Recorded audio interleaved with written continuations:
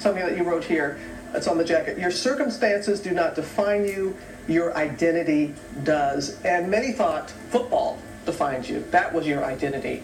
But it has not been. And how did you prevent that from happening? Well, I think it's really understanding what matters, what's important in your life, and having something bigger than just what you do. And when you have an identity that's bigger than what you do, even when that fails or you crumble or someone says you're not good enough or you can or you won't or you shouldn't, you can still prevail over that because your life is bigger than that. You know, in such a cynical, sarcastic society, oftentimes looking for the negative on anybody or anything.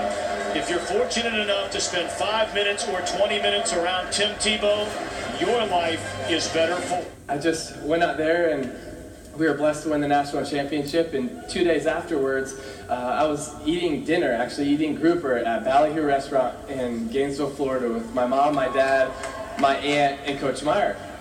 And Coach Meyer gets a call and he's like, all right, bye. So intense. And I was like, Coach, what's that all about? He said, that's Steve McClain, who's our PR guy in Florida. I said, well, what do you have to say? He said, Tim, he just told me that during the game, 94 million people Googled John 3:16. That game just happened to be January 8th of 2009. Well, exactly 3 years later, January 8th, 2012, exactly 3 years later to the night that I put John 3:16 under my eyes, I was playing quarterback for the Denver Broncos in the first round of playoffs versus the Pittsburgh Steelers. I didn't think of John 3:16 one time going into that game at all. I didn't even know it was 3 years from the night that I wore it. Just went out there and tried to win a silly football game. And we were blessed to win this crazy Then came the miracles, a string of improbable late-game victories. But after Tebow engineered yet another impossible last-minute win with this 80-yard overtime pass. Afterwards, I go into the locker room, I change really fast, I'm getting ready to walk into the press conference, because I love talking to the media. And so I'm getting ready to walk in this press conference and walk through this curtain, and right as I'm going to walk through, our PR guy, Patrick, jumps in front of me, he's like, Timmy, do you realize what happened? And I was like, yeah, we just beat the Steelers, we're going to play the Patriots, like, let me do this. And he's like, no, Timmy, you don't realize what happened. And I could tell he's being serious, so I was like, Patrick, what's up, man? He says, Timmy, it's 3 years from the night that you wore John 3:16 under your eyes. And I was like, wow, that's really cool. He's like, no, you don't realize what happened. And I was like, well, what happened? He said, Timmy, during the game, you threw for 316 yards. And your yards per rush were 3.16. And your yards per completion were 31.6. And the time of possession was 31.6.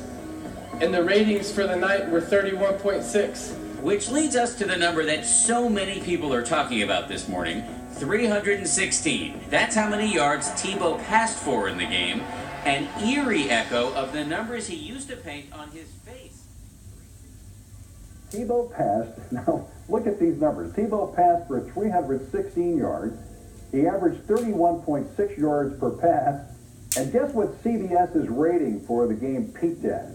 You guessed it, 31.6. All those 316s had the fans searching the internet, and that's where they found the famous Bible verse.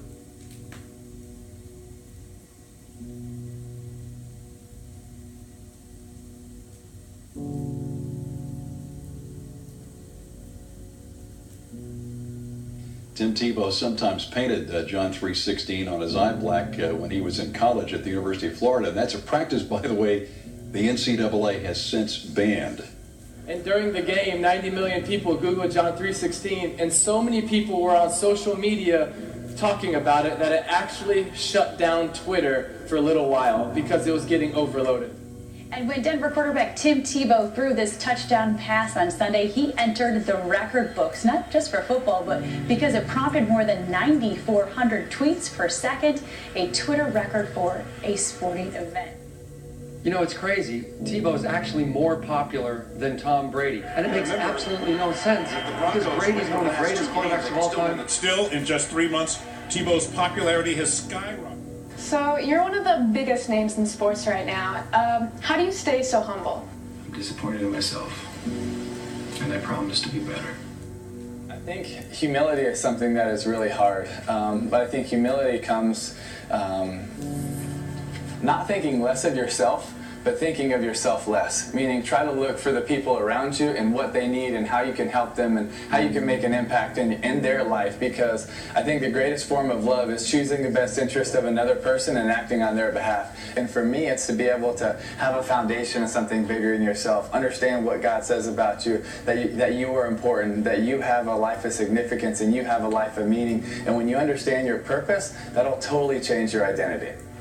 And I was just standing in this hallway getting ready to go talk to the media, and I was just so humbled, and my first thought was, dang, I thought tonight was about a game. I thought it was about winning or losing. I thought it was about going to the next round of the playoffs. But the God that we serve is just so much bigger than that. And He can take the games that we're involved in, the jobs that we have, the things that we're doing, and He can transcend them to be so much more than that.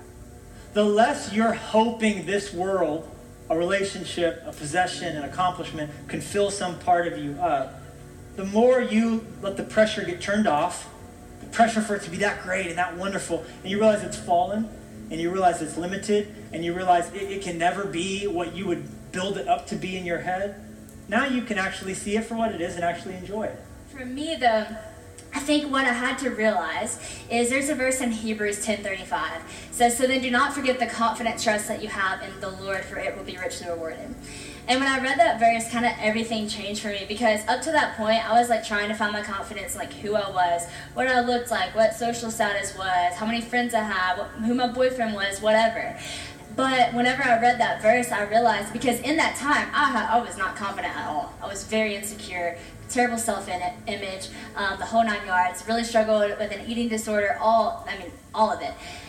Because I was trying to find my confidence in things that doesn't promise confidence. So if your eggs are in this basket, you have a problem. You're going to be clinging to something that you cannot hang on to.